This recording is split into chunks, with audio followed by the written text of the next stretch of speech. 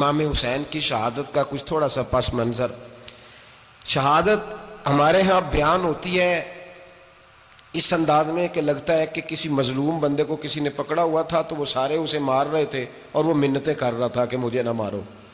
اتنی ہائے ہائے کی جاتی ہے کہ محسوس ہوتا ہے کہ امام علی مقام بڑے پریشان تھے کہ کسی طریقے سے، اور ان کا خاندان بڑا تکلیف میں تھا کہ جلدی کہیں کربلا سے نکل جائیں۔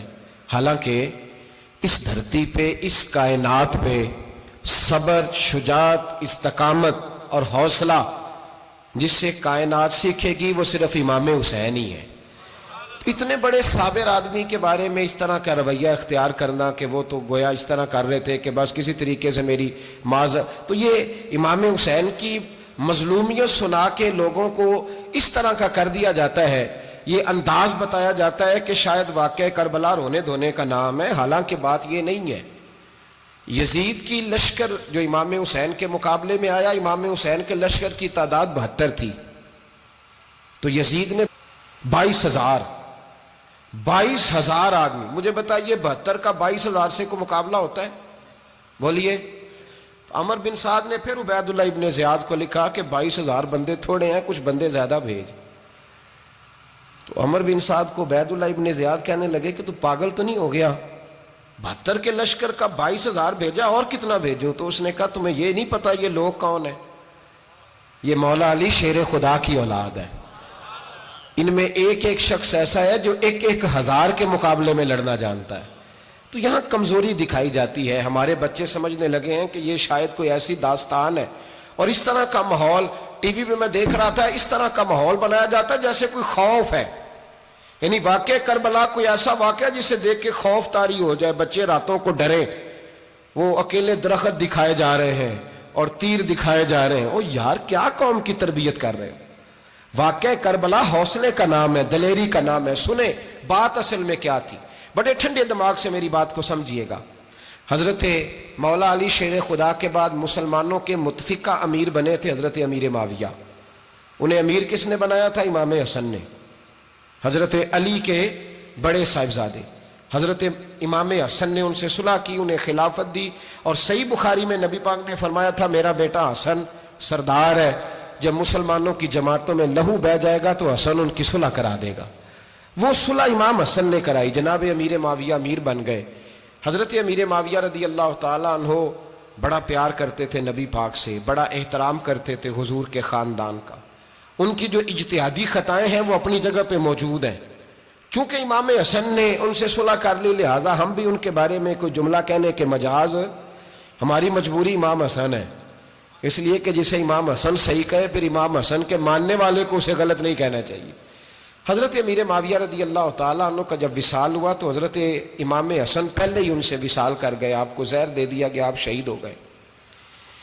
امام حسین موجود تھے، تو یزید کے بارے میں لوگوں نے کہا جناب امیر معاویہ سے کہ یہ ٹھیک ہے، مناسب ہے، اور بہادر ہے، دلیر ہے۔ وہ جو ہوتے ہیں نا خوش آمدی ٹولہ، ہمارے ملک میں جو اچھی خوشامد کرے اسے اچھی وزارت ملتی ہے، اچھی وزارت اسے دیتے ہیں، جو ذرا صحیح بدتمیز بھی ہو اور صحیح وکالت کرنے والا اسے وزارت صحیح دیتے ہیں۔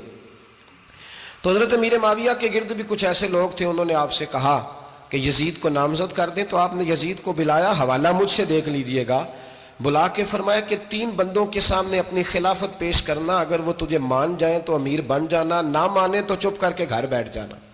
وہ 3 بندے کون ہیں؟ جناب عبداللہ ابن عباس، حضرت عبداللہ بن زبیر اور امام حسین رضی اللہ تعالیٰ عنہ۔ یہ وصیت فرمائی جناب امیر معاویہ۔ ہوا یہ کہ یزید جب امیر بنا نا، 2-3 چیزیں ہوتی ہیں جب کسی بندے کو قابو کرنا ہوتا ہے، 2-3 4-5 چیزیں ایسی ہوتی ہیں جس سے بندہ قابو آتا ہے۔ تو اس نے بھی فوری طور پہ، یزید نے دیکھا میرے لیے مسئلہ کیا بن سکتا ہے۔ ولید بن عتبہ اس وقت مدینے کا گورنر تھا، یزید نے اس کو خط لکھا کہ امیر عرب کا رواج آج بھی ہے کہ جب تک نئے خلیفہ کی بیعت نہیں ہو جاتی پرانے کے انتقال کی خبر ہی نہیں دیتے، اس کو رکھے رکھتے ہیں، یہ ان کا طریقہ ہے۔ وہ کہتے ہیں کہ ولی عہد اچھی طرح قبضہ کر لے پھر بتائیں گے۔ حضرت امیر معاویہ کا وصال ہو گیا، بتایا نہیں۔ یزید نے اب کیا کیا، چونکہ بڑا چلاک آدمی تھا، بڑا شاطر تھا، بڑا تیز تھا، بڑا عجیب اس کا مزاج تھا۔ یہ چلاک لوگ زندگی میں ہمیشہ دھوکہ کھاتے ہیں، چلاکیاں انسان کو گراتی ہیں اور اتنا منہ چھیل جاتا ہے کہ منہ پہچانا ہی نہیں جاتا. بندہ اپنے آپ کو رب رسول کے حوالے کر دے تو اللہ بڑی بہترین جزائیں عطا کرتا ہے. یہ لوگ تیزی دکھاتے ہیں بعض. تو یزید بھی تیزی دکھانے والا تھا. اس نے ولید کو خط لکھا کہنے لگا کہ فوری طور پہ عبداللہ ابن عباس کو بلاؤ اور اسے کہو میری بیعت کریں. یہ جو بیعت ہوتی تھی نا، یہ بھی سن لے کیا ہوتی تھی. یہ بیعت حلف ہوتا تھا. حلف کہ میں اللہ رسول کے نام پہ حلف دیتا ہوں کہ میں یزید کی اطاعت کروں گا، میں اس کے خلاف کوئی بغاوت نہیں کروں گا. یہ بیعت لوگ سمجھتے ہیں کہ بس ہاتھ پکڑنے کا نام بیعت تھا. اس بیعت کا متبادل جمہوری ملکوں کے اندر ووٹ آیا ہے، اس کا متبادل لفظ. تو کہا بیعت کریں. حضرت عبداللہ ابن عباس کو بھی بلاؤ، عبداللہ بن زبیر کو بھی بلاؤ، امام حسین کو بھی بلاؤ. امام حسین آدھی رات کے وقت بیٹھے تھے مسجد نبوی میں، چونکہ 5 نمازوں کی آپ امامت کرتے تھے. ہن اللہ خیر کرے جڑا نماز پڑھائے ہو مولوی تو جڑا ٹل پائے ہو پیر، جڑا مہینہ نہ نہائے چھوٹا پیر تو جڑا 6 مہینے نہ نہائے ہو بڑا پیر. کہتے بابا پہنچے ہیں، کڑے چھڑے جو پہن لیے. بھائی امام حسین تو نمازیں پڑھاتے تھے، مولا علی تو نمازیں پڑھاتے تھے، مسجد کے خطیب تھے. اب اس کو تو مولوی کہہ دیا جاتا ہے بیچارے کو. تو ملنگ کون ہوتا ہے جی؟ کہتے جڑا کپڑے کٹ پائے. کیا تماشا ہے، قوم جدھر دل کرتا ہے نکل جاتی.